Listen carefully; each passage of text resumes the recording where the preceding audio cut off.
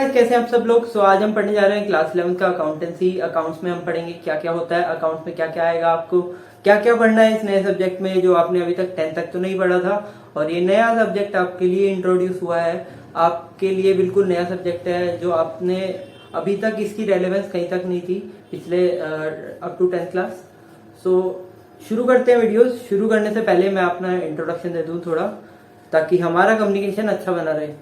So my name is Rishabh Arora and I am currently pursuing CA course, Chartered Accountancy, and I am in the final level of that.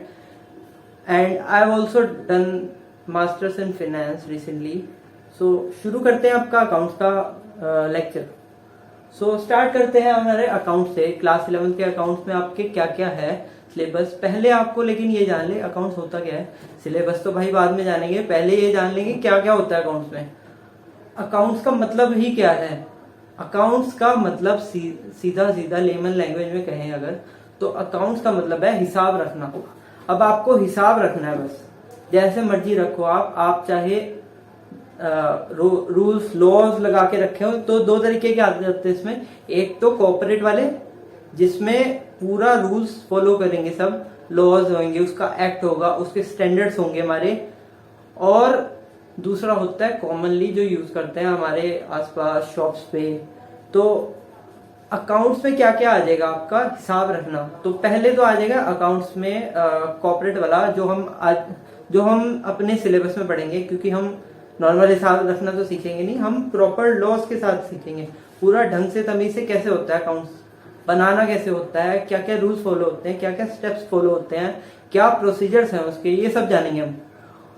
तो ये तो हो गया corporate account. लेकिन आपको basic understanding सबसे पहले होनी चाहिए, क्योंकि हमारे लेक्चर्स में आपको पहले एग्जांपल मिलेगा, फिर आपको पढ़ाया जाएगा। तो आपको ये बता दें कि हिसाब रखना का दूसरा क्या तरीका हो सकता है। दूसरा नॉर्मल तरीका, जैसे आप खुद भी अपना हिसाब रखते हो, आपके पास कितने पैसे हैं आपको पता है ना, तो आपका अपना हिसाब है जो पैसों का, वो भी अकाउंटिंग ही है। आप अभी तक अकाउंटिंग करते आ रहे थे, आपको पता भी नहीं था, तो अभी तक जो आपने हिसाब रखा उसे भी अकाउंटिंग कहेंगे। और आपके लेट्स सपोज पेरेंट्स अगर आपको कोई बिजनेस करते हैं, तो उस बिजनेस में सारा जो हिसाब रखते हैं इतना लंबा कि क्या आया क्या गया, कितने पैसे आए, कितने उससे लेने हैं, कितने उससे देने हैं,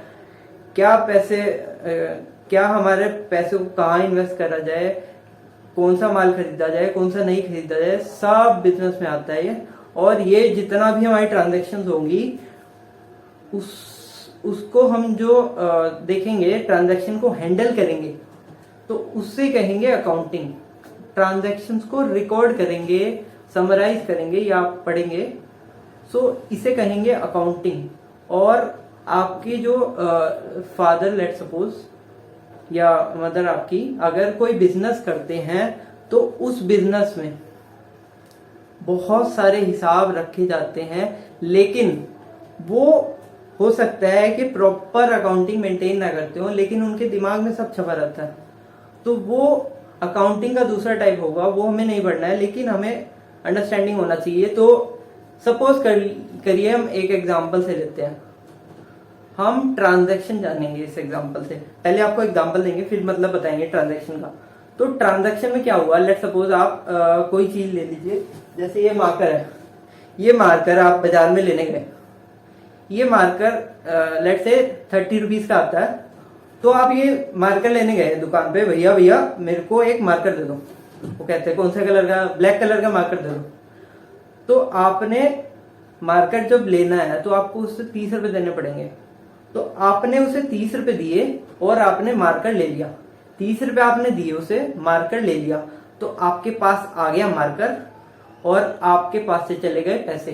तो ये गिव एंड टेक हो गया। गिव एंड टेक रिलेशनशिप हमारी लाइफ में हर जगह चलेगा, और अकाउंट्स में तो सब कुछ ही गिव एंड टेक में है। डबल एंट्री होएगा, आपको बताएंगे बाद में, इसका मतलब ही पूरा इससे है। तो गिव एंड टेक हो रहा है आपका। आपके पास क्या आया, मार्कर, आपके पास से क्या गया, मनी। तो आपका क्या होगा, मनी गया और मार्कर आ गया, मार्कर प्लस हो गया, मनी माइनस हो गया आपके पास से। तो आपका इसमें क्या होगा, आपका जो मार्कर आया वो आप डेबिट कह सकते हो, और कैश आपका जो था आपके पास उसे आप क्रेडिट कह सकते हो। तो आपकी ये आपको धीरे धीरे सारा कुछ बताएंगे, अभी थोड़ा इंट्रोडक्शन दे रहे हैं बस। तो उसमें आपको बता दूं मैं, एक जर्नल एंट्री बनती है, इसमें बन जाएगी आपके पास आया मार्कर और चला गया cash, Marker account debit to cash account. तो ऐसे ऐसे आपके एंट्रीज बनेगी, फिर और बहुत कुछ बताया जाएगा आपको। ऐसे आपका अकाउंट चलेगा, पूरा हिसाब रखा जाएगा कि क्या क्या ट्रांजैक्शन हुई। तो आपने एग्जांपल से समझा दिया आपको ट्रांजैक्शन क्या होती है। अब ट्रांजैक्शन का असली मतलब जान ले हम। ट्रांजैक्शन होती है कोई भी चीज गिव एंड टेक में आई, मतलब कुछ इंसिडेंस हुआ, कुछ कोई घटना घटी आपके साथ कि आपने कुछ दिया कुछ लिया, कोई आप पे इम्प्लीकेशन आया, तो ये सारे ट्रांजैक्शंस में आ जाती है जो मॉनिटरी टर्म्स में आती है। मॉनिटरी टर्म्स मतलब पैसे से रिलेटेड है, तो आपकी ये ट्रांजैक्शंस हो जाएंगी। अब आपको आपने जान लिया अकाउंट्स क्या होता है। हम आ जाते हैं बेसिकली अपने सिलेबस पे। हमारा क्लास 11 का क्या क्या सिलेबस होगा, सर क्या क्या पढ़ना होगा हमें सीधा ये बताओ आप। तो आ जाते हैं हम अपने बोर्ड पे, क्या क्या होगा अकाउंट्स में। आपका 80 मार्क्स का होगा रिटन एग्जाम और 20 मार्क्स का होगा प्रैक्टिकल एग्जाम। प्रैक्टिकल एग्जाम की रेलेवेंस में सारा है कुछ आपको स्कूल बताएगा, आपके स्कूल से ही रिलेटेड होगा। और 80 मार्क्स में हम आ जाते हैं अपने रिटर्न में, आपका क्या क्या होगा। तो ये आपका 80 मार्क्स का आपके दो में डिवाइडेड है, पार्ट ए और पार्ट बी। पार्ट ए में आपका आएगा 52 मार्क्स का थ्योरेटिकल फ्रेमवर्क और अकाउंटिंग प्रोसेस। पार्ट बी में आपका आएगा फाइनेंशियल स्टेटमेंट, प्रोप्राइटर और इनकम्प्लीट रिकॉर्ड और कंप्यूटर्स। तो हम आ जाते हैं अपने पार्ट ए में। पार्ट ए में आपको सबसे पहले पढ़ना है थ्योरेटिकल फ्रेमवर्क जो 12 मार्क्स का होगा। इसमें आप क्या पढ़ेंगे, इसकी देखो ये आपने इतने ध्यान से नहीं देखना है। 12 मार्क्स का, ये 12 मार्क्स का है, बट ये आपका सारा बेसिक कवर करेगा और इसके ही रेलेवेंस में हमारा पूरा ये सारा पूरा 100 नंबर का इसके ही रेलेवेंस में चलेगा। तो इसमें आप अपने बेसिक पढ़ेंगे, कुछ कॉन्सेप्ट्स नहीं जानेंगे कि क्या होता है, कोई नई टर्म्स पढ़ेंगे, यूएस गैप्स भी पढ़ेंगे आप। और इसमें आपको बहुत इंटरेस्ट आएगा कुछ लोगों को, क्योंकि इसमें इवन फॉरेन के भी लॉज को इंट्रोड्यूस किया गया है, आईएफआरएस और गैप को। तो आपको इसमें पढ़ने में बहुत मजा आएगा और आपकी प्रैक्टिकल लाइफ में बहुत हेल्प करेगा। उसके बाद हम 12 नंबर का थ्योरी और थ्योरी कह सकते हैं हम इसे, थ्योरेटिकल फ्रेमवर्क, नाम भी थ्योरेटिकल फ्रेमवर्क है। तो इसके बाद आपका आएगा इसमें अकाउंटिंग प्रोसेस। ये आपका होगा 40 मार्क्स का, बहुत बड़ा वेटेज रखता है ये, 40 मार्क्स की वेटेज रखता है। Half of the written exam आपका ये कवर करेगा। तो इसे हमें बहुत ढंग से पढ़ना है। और क्लास 11 का अकाउंटिंग पूरा ये ही है ज्यादा, क्योंकि इसका इम्पोर्टेंस बहुत है आपका आगे की लाइफ में और प्रैक्टिकल लाइफ में। तो आपका इतना इम्पोर्टेंस है इसका कि आप सोच भी नहीं सकते हैं। तो इसमें क्या क्या आ जाएंगे, इसमें बेसिकली 5 चैप्टर कवर होंगे। 5 में पहला आएगा रिकॉर्डिंग ऑफ ट्रांजैक्शन। इसका मतलब आपने क्या क्या कैसे कैसे रिकॉर्ड करना है ट्रांजैक्शंस को। आपको जैसे मैंने एग्जांपल दिया था पहले, जो ट्रांजैक्शन समझाई थी, उसे कैसे रिकॉर्ड करना है। और भी बहुत सारी रिकॉर्डिंग होगी, कैश आया, सेल करी, परचेज की, सब एंट्रीज आपने इसमें रिकॉर्ड करेंगे। क्या कैसे कैसे रिकॉर्ड करेंगे, मतलब एक ट्रांजैक्शन को हमने कैसे अपने अकाउंट्स में बैठाना है। उसके बाद आ जाएगा आपको बीआरएस। बहुत इंटरेस्टिंग कॉन्सेप्ट है ये, बहुत मजा आएगा आपको इसे पढ़ने में। इसमें आपका उल्टा पुल्टा चलेगा सारा कुछ। उल्टा पुल्टा कैसे, इसमें आपका क्या होता है, बीआरएस का मतलब होता है बैंक रिकंसिलिएशन स्टेटमेंट। ये बैंक्स में यूज होती है कि आपके कैश बुक में जो फिगर्स हैं और जो आपकी बैंक की बुक में, मतलब आप खुद देखिए, आपने कोई हिसाब लगाया हुआ है, मान लो 31 तारीख आ गई महीने की और 31 तक आप हिसाब रख पूरा टैली करते हो एक बार। तो आपको 31 तारीख तक आपने कुछ ट्रांजैक्शंस ऐसी होंगी जो आप रिकॉर्ड कर चुके होंगे, बट वो बैंक में पैसा नहीं आया होगा उसका, या फिर और कुछ बहुत सारे रीजंस हो सकते हैं जिसमें आप रिकॉर्ड तो कर लोगे उसे, लेकिन कैश पेमेंट या तो 2-3 दिन बाद, जैसे मान लो आपने चेक जमा कर लिया, चेक जमा कर दिया, आपका 3 दिन में क्रेडिट होगा, लेकिन रिकॉर्ड तो आप कर लोगे उसे, क्योंकि आपको पता है रिकॉर्ड बैंक में पैसे तो आ ही जाएंगे। तो इस चीजों को मैच करेंगे हम, बेसिकली तोलेंगे पूरा हम इसे बीआरएस में। उसके बाद आ जाता है डेप्रिसिएशन। ये अकाउंटिंग स्टैंडर्ड से रिलेटेड है हमारा डेप्रिसिएशन। और इसमें क्या होगा, हमारे को रूल्स चलेंगे। अब डेप्रिसिएशन क्या होता है, आपको बेसिकली इंट्रो दे रहा हूँ सब चीज का, कि आपको पता चल जाए, ग्रास्प आ जाए इसमें क्या होता क्या है।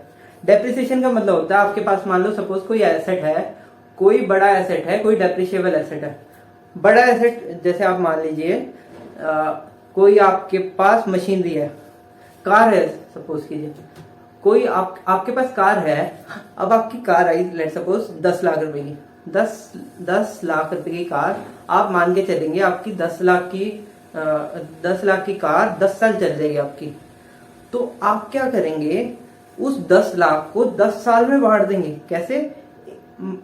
मान लो आपको आपने अभी तो दे दिया 10 लाख, लेकिन आप अभी उसे रिकॉर्ड कर लोगे तो आपको तो दूसरे बंदे को तो ये लगेगा कि भाई इस बंदे ने 10 लाख लगा दिया, लेकिन नहीं, वो आपका 10 लाख 10 साल तक कमाएगा। तो आप उसको तोड़ तोड़ के डालेंगे हर साल में, तो आपको 1-1 लाख हर साल डालना है उसमें। तो ये हो जाएगा डेप्रिसिएशन आपका।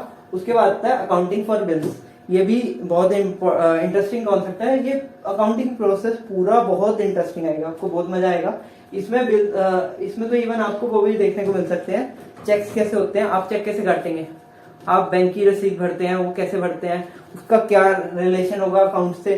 सो आपको बेसिकली इसमें ये आएगा और आपको इसे पढ़ने में काफी मजा आएगा, क्योंकि आप बैंक से जनरली डील करते रहते होंगे, तो आपने थोड़ा बहुत देखा होगा अपनी प्रैक्टिकल लाइफ में। और आप नहीं करते अगर डील तो बहुत जरूरी है, तो ये आपको पढ़ना है, रेलिवेंट है बहुत। उसके बाद लास्ट हमारा आता है इसमें trial balance and rectification of errors. ये थोड़ा टेढ़ा कॉन्सेप्ट है, जिसे हमने इसे लास्ट में रखा है, बुक में भी ये लास्ट में है सब। इसलिए ट्रायल बैलेंस आपका क्या होता है, आपके जो सारे बैलेंस है, आपने कितने सारे अकाउंट्स बनाओगे, आप अकाउंट्स आप बनाते रहोगे, उसके जो आखिरी में जो बचेगा बैलेंस बचेगा आपके पास, उस सारे बैलेंसेस को कहेंगे एक जगह पे लिख देंगे, उसे कहेंगे ट्रायल बैलेंस। और रेक्टिफिकेशन ऑफ एरर, कोई आपकी गलती होगी, अब भाई इंसान है, अकाउंटेंट भी, आप अकाउंटेंट बनेंगे, इंसान है आप भी गलती कर सकते हैं, गलती तो इंसान ही करता है, इंसान गलतियों का बदला होता है क्या आ जाता है। तो रेक्टिफिकेशन कैसे करेंगे, आपने कोई गलती कर दी तो ऐसा होता है ना कि आपने कोई चीज लिख दिया, आप उसे काट थोड़ा दोगे, तो आपको उसके बदले में क्या ऐसी चीज करनी पड़ेगी जिससे उसका इफेक्ट सही हो जाए। तो रेक्टिफिकेशन ऑफ एरर है, मतलब अपनी गलतियां सुधारनी है, पश्चाताप है। उसके बाद हमारा आ जाता है पार्ट बी। पार्ट बी में आपका आ जाएगा financial statements of proprietor and incomplete records. ये आपका 20 नंबर का आएगा पूरा। ये आपका 12th में भी रेलेवेंस रखेगा, और आगे कुछ आप करने जाओगे अगर अकाउंट की फील्ड में, तो आपको ये बहुत काम आएगा, इनकम्प्लीट रिकॉर्ड्स और financial statement of proprietor. Proprietor क्या होता है? प्रोप्राइटर होता है कोई मालिक जो अकेला संभालता है। जैसे लेट सपोज कीजिए कोई दुकान वाला, आप आसपास में कोई परचून वगैरह की दुकान देखते हैं, तो वो होता है प्रोप्राइटर, जो अकेला खुद सब संभालता है अपने बिजनेस को।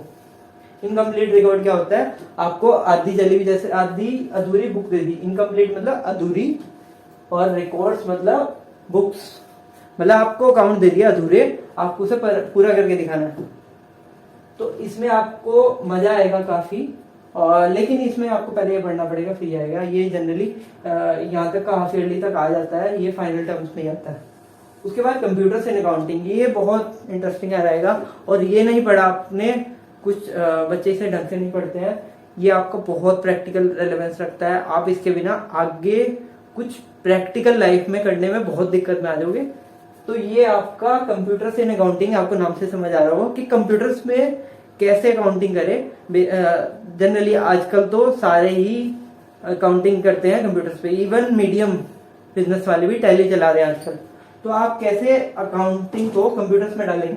टैली आपने सुना होगा, जिसने सुना होगा, तो उसमें क्या होता है, अकाउंटिंग करते हैं, जनरल एंट्रीज वगैरह डालते हैं। तो आपका कंप्यूटर्स एंड अकाउंटिंग में कंप्यूटर्स को कैसे यूज करोगे आप अकाउंटिंग में, ये सब आ जाएगा। तो ये आपका मिलके सारा बन गया 80 मार्क्स। एक बार फिर बता दूं, पार्ट ए है आपका, पार्ट बी है। पार्ट ए में थ्योरेटिकल फ्रेमवर्क 12 नंबर का थ्योरी आएगी, और अकाउंटिंग प्रोसेस इसमें 5 चैप्टर है 40 नंबर के। पार्ट बी आपका फाइनेंशियल स्टेटमेंट, प्रोप्राइटर और इनकम्प्लीट रिकॉर्ड 20 नंबर का आपका आएगा, और कंप्यूटर्स इन अकाउंटिंग उसके बाद पार्ट बी में 8 नंबर का आएगा। ये सब मिलकर बन गया आपका अकाउंट्स का सिलेबस। अब इसमें आपने ये तो पढ़ लिया, अब हम थोड़ा अपनी बात कर लेते हैं। आपको ये जो सब कुछ समझाएगा जाएगा, इवन ये जो थ्योरी भी समझाई जाएगी, इसको आपने रटना नहीं है, बिल्कुल नहीं रटना है। प्रैक्टिकल लाइफ में आप अगर रटोगे तो आपको क्या होगा, आप रट लोगे, मैं नहीं कह रहा हूँ नहीं रट पाओगे। कुछ बच्चों की ग्रेस्पिंग पावर होती है कि वो कुछ भी रट सकते हैं, कितना भी रट सकते हैं, लेकिन आप 2-3 महीने बाद भूल जाओगे। ये चाहे मेरे से लिखवा के ले लो आप, कि आप अगर समझ के नहीं कर रहे हो किसी चीज को तो आप उसे रट नहीं सकते हो। और आपने किसी चीज को समझ लिया अगर, तो डेफिनेशन तो आपको फिर भी रटनी पड़ेगी। हम देखो ऐसे नहीं बताते हैं कि बिल्कुल ही आपको प्रैक्टिकल समझाएंगे, कुछ आपको डेफिनेशन तो रटनी ही पड़ेगी। नो डाउट आपको वो पूरा समझा देंगे आपको, कि आपके मन में पूरा पता होगा। जैसे कोई एक लाइन है इंग्लिश की, आप उसे कन्वर्ट कर दें, फिर आपको उसे समझ ले, पूरा अंदर तक समझ लें, उसके बाद आपको उसे रटने में कितना देर लगेगी, 2-4 मिनट मैक्सिमम। तो ऐसे ही हम समझ के करेंगे और डेफिनेशन के पूरा अंदर घुस जाएंगे, जिससे हमारे को पूरा एक्सपोजर मिले। तो आपको क्या करना है, आपने 3 इडियट्स देखी होगी, उसमें क्या होता है, रेंचो होता है और चतुर होता है। अब आपको रेंचो, वो कहते हैं रेंचो बनना है, लेकिन प्रैक्टिकल लाइफ में ऐसा नहीं होता है। प्रैक्टिकल लाइफ में आपको रेंचो भी बनना पड़ेगा और थोड़ा पार्ट आपको अपना चतुर का भी रटना पड़ेगा। आपको कुछ डेफिनेशन रटनी भी पड़ेगी, क्योंकि हमारा एग्जामिनेशन स्ट्रक्चर डेफिनेशंस को मांगता है। तो आपको रेंचो और चतुर दोनों की स्ट्रेटेजी लगानी पड़ेगी। उसके बाद आपको क्या करना पड़ेगा, आपको इतना ढंग से कर लेना है सब कुछ कि ये मान लो आप अगर डॉक्टर के पास भी गए, तो आपको अगर डॉक्टर ब्लड टेस्ट करता है तो आपके ब्लड टेस्ट में A पॉजिटिव B पॉजिटिव नहीं आना चाहिए, आपके ब्लड रिपोर्ट में आना चाहिए अकाउंटिंग की डेफिनेशंस, क्या होता है अकाउंट्स में, ट्रांजैक्शंस। सो आपको इतना ढंग से कर लेना है कि आप पूरा 100 मार्क्स का भी पूरा ये अपना लिख के करिए। ये 100 मार्क्स का अपना, या जिसके लिए जो थोड़ा बैक बेंचर है उसके लिए 80 मार्क्स हम अपना टारगेट रख के चलेंगे। तो अपने अपना टारगेट इतना बड़ा रखो कि हम कम से कम इतना तो कर लें कि हम उसके आसपास भी पहुंच जाएं। अगर आप 100 टारगेट रख रहे हो, 98 बुरे नहीं है, तो आपको इतना बड़ा टारगेट लेके चलना है कि आपके अंदर इतना फोकस आ जाए कि आप सब कुछ समझ के पढ़ें और सब कुछ छोड़े ना आप। तो आपको अपना ये लिख के पूरा रखना है। आप लिख लो अपनी कॉपी में से कि मेरे को इतने नंबर लाने हैं, और बिलीव मी आपके आ सकते हैं, बड़े आराम से आ सकते हैं। इवन काफी स्टूडेंट्स के आए हैं जो जिसे हमने पढ़ाया है। तो आप अपना टारगेट इतना बना के रखिए कि आपको अकाउंट ढंग से पढ़ना है, कॉन्सेप्ट्स का हमारे पे छोड़ दीजिए और आपने प्रैक्टिस करनी है बस। सो बेसिकली लेक्चर अपना एंड करते हैं। सो इस वीडियो को लाइक कर दीजिएगा, शेयर भी कर दीजिएगा और सब्सक्राइब जरूर कर दीजिएगा, और एक नोटिफिकेशन बेल आ रही होगी उसे जरूर ऑल पे कर देना। So thank you everyone, stay happy, stay healthy, bye bye.